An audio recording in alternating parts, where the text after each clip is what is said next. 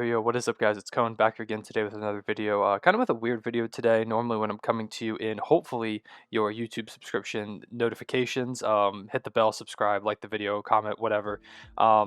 It's when I'm talking about the NBA games from today. I'm doing like a recap. I'm coming to you talking about a certain team. I'm talking about a certain player. I'm talking about like an award race or doing like a Twitter reaction. Talking about like your NBA opinions, like I did yesterday, which is a video that kind of prompted this video. And what I'm talking about today is different because I'm not talking about any of those things. I'm talking about a term that's used a lot in sports, but because I'm a NBA fan, number one, and a huge basketball fan, that I observe a lot when I'm consuming basketball media, mainly on NBA Twitter, because that's my main realm of, or my main route of consuming basketball content, is the term overrated. And as cheesy as it sounds, the term overrated is very overrated and, in my opinion, very, very overused. It's kind of a blanket term. I don't think it applies in the way that some people think it does. It's gotten some connotations that end up leading to very unproductive basketball conversations a lot of the time on my timeline. It's everywhere. Every time I open my Twitter timeline, because I follow 11,000 people, which is a lot, and every time I open my timeline, there are people using this word. This guy's overrated. You saw, if you watched my video yesterday, you saw it. Like Donovan Mitchell is a guy who I've seen a lot on my timeline recently. People are talking about how he's overrated. Rudy Gobert is overrated. The Jazz are overrated. Those are just three examples from my video yesterday that you once again should check out if you haven't seen it yet, because I kind of talked about this very briefly in that video, and I felt like I didn't do enough justice, so I want to make this full video talking about it today. And before we get into it, I guess I'll kind of give you a definition of the term overrated in case you don't know how it's typically used in basketball Twitter. If you're seeing this video somewhere else, although if you're not a basketball fan, I'm not sure how you found this video. Let me know how you found this video if you aren't a basketball fan. So the term overrated basically implies that a player is rated more highly by national media, like fans, whatever, than you believe they should be. A prime example is over this past offseason, Tyler Hero, a second-year player, young and upcoming, had a great performance in the playoffs this past season in the bubble. He played really, really well, and the national media ranked him, I think it was ESPN's list, ranked him as a top, like, 40-ish player coming into this NBA season. A lot of people were like, he's overrated now. That's, like, that was too high for him. I think it was clear to a lot of people that he was ranked too highly, but, whatever. It's just a stupid list. And that led to Tyler Hero being overrated and people hating on him, stuff like that. So that's basically the way that overrated is used in basketball media. A player is overrated when they're being talked about higher than they should be, in the opinion of whoever is calling them overrated. And when I say that, you can probably notice there are a couple issues with that, or at least a couple issues that I see. I have some points I'm going to go through in talking about this term that I have over here on the right side of my screen. So if you see me look over there every now and again, it's just because I'm trying to organize my thoughts, because this is kind of a weird video. Shout out to the Brotherly Love Chat on Twitter. They know who they are for helping me organize this video. Specifically, just organize it into a couple key points that I really want to hit. So the first one I'm going to talk about is that the term overrated kind of implies that this player that you're calling overrated is a consensus. It's like a consensus opinion that this player is higher than you believe they should be. For example, we could talk about Donovan Mitchell, a guy who a lot of people are saying is overrated. If you're one of these people who says Donovan Mitchell is overrated, then when you tweet that out, it kind of implies that it's a consensus opinion, unless you specifically say he is overrated by this group of people. Because if you just say he's overrated, that's just throwing out a blanket term saying that, oh, everyone overrates this player, which is just not true. Because everyone has different criteria that they value when talking about basketball. There's so many aspects of the game. You have playmaking, rebounding, scoring, three-point shooting, whatever you want to talk about when you're talking about basketball. There's so many different aspects of the game, and every person values every aspect of basketball just a little bit differently. There's not a single person or a single basketball fan that I guarantee you will ever talk to that values the game the exact same way you do. And if you found them, that's amazing. Just only talk to that person, because they'll never disagree with you. But I've never found someone like that, because even the people that I talk with basketball about the most and the people I agree with most have slightly differing opinions on certain things, because that's just the way basketball works. That's why it's such a great game. That's why it's so fun to talk about, is because everyone has these different opinions. And when you throw out there that a player is overrated, it kind of seems like a blanket term. Like you're like, everyone is overrating this guy, unless you specify. And even when you specify, if you say Jazz fans are overrating Donovan Mitchell, that's not true either, because I guarantee there are some Jazz fans that are lower on Donovan Mitchell than other ones. And so it never really works the way you want it to. Like, it's a term that doesn't apply in the way that you try to make it apply, And that goes back to, like I said, everyone has different criteria for players. One person could say Donovan Mitchell sucks because the only thing they value is the number one thing they value is playmaking, and they think the leader of a team should be able to play make. Donovan Mitchell's an okay playmaker. He's not like a LeBron James level playmaker, but he's pretty solid for his position as a shooting guard. But if a guy out there thinks that Donovan Mitchell should be averaging 10 assists per game, they're going to say Donovan Mitchell sucks. And then, technically, with that person, because we all know Donovan Mitchell doesn't suck, Donovan Mitchell is overrated or underrated. He thinks other people are overrating him, but he himself is underrating him. So, like, where do you draw the line there then? Because if he's underrating him and calling people overrated, then, like, is he in the wrong? Are the people he thinks are overrating in the wrong? From his perspective, the people that are overrating Donovan Mitchell are wrong because he thinks Donovan Mitchell sucks, even though Donovan Mitchell does not suck.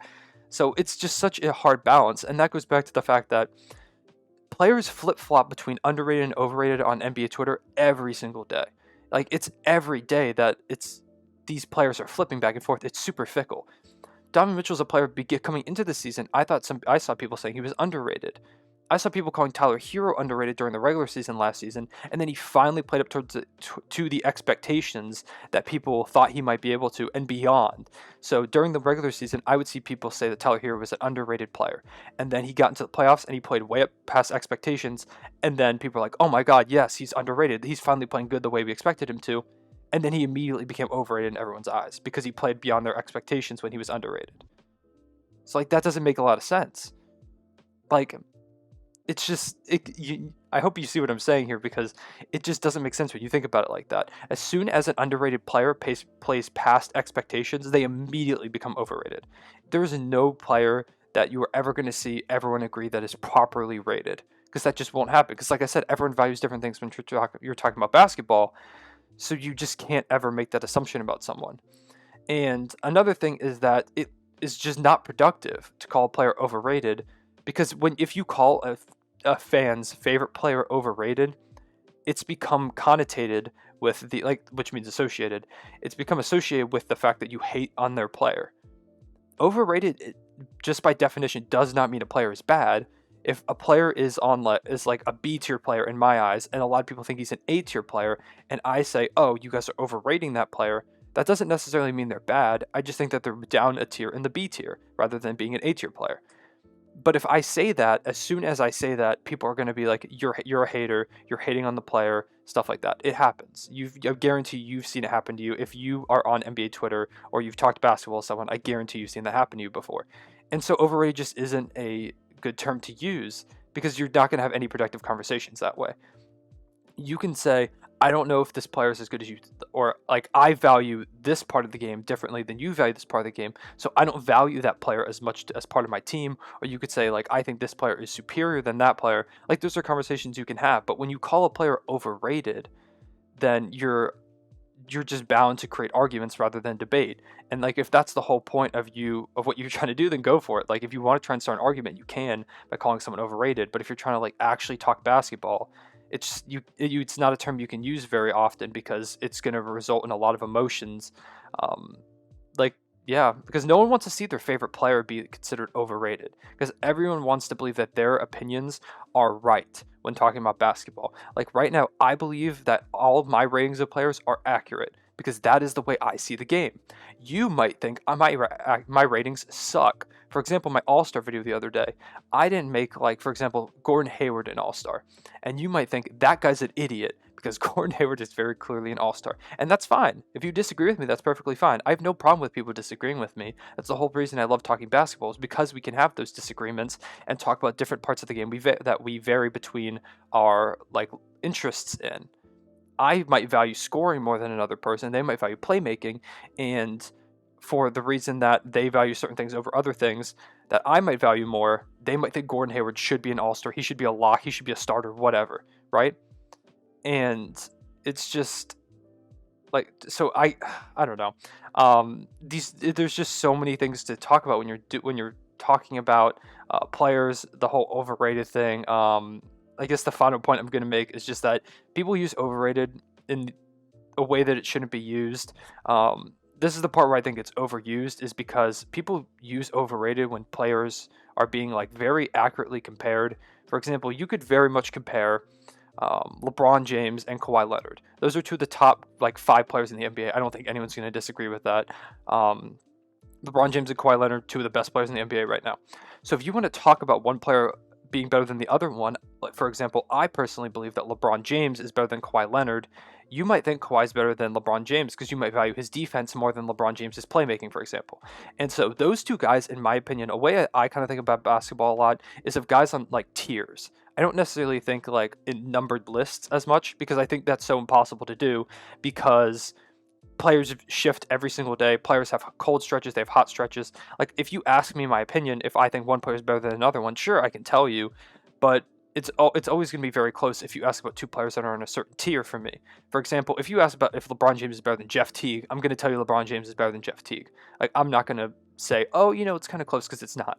If you ask me about LeBron and Kawhi Leonard, I'm going to say I'll take LeBron, but I completely understand if you take Kawhi Leonard. That makes perfect sense to me because you might value his defense, I value LeBron's playmaking and his leadership, stuff like that. And so if I say that LeBron is better than Kawhi Leonard, you might go, oh, you're overrating LeBron. Like, I don't know. I'm not. I just value his game differently than I value Kawhi Leonard's. So I might have rambled. I might have went back over some points a couple of times, but this is a video I really want to make. I just want to talk about this because it's all over my timeline. I might have to start unfollowing some people because I'm not seeing a lot of like productive basketball conversation on my timeline like I'd like to. I don't know. Let me know what you think about these terms below. Let me know what you think about this whole concept of overrating players, underrating players. I didn't talk about underrated as much because I think it's much less harmful. If you say a player's underrated, that just means that you value them more than someone else, or you might value them more than most people do, and that's fine. Like that's your opinion, that's fine. But I don't see underrated used typically as much as overrated is. I don't know. It's just everywhere, all over Twitter. If you're on Twitter, you've seen it. If you're not on Twitter, go follow me on Twitter at 3_Cone. Like I said, subscribe, like this video, comment, let me know, show people this video. If you have a friend who you've been having a basketball argument with and talking about that someone's overrated or whatever, show them this video.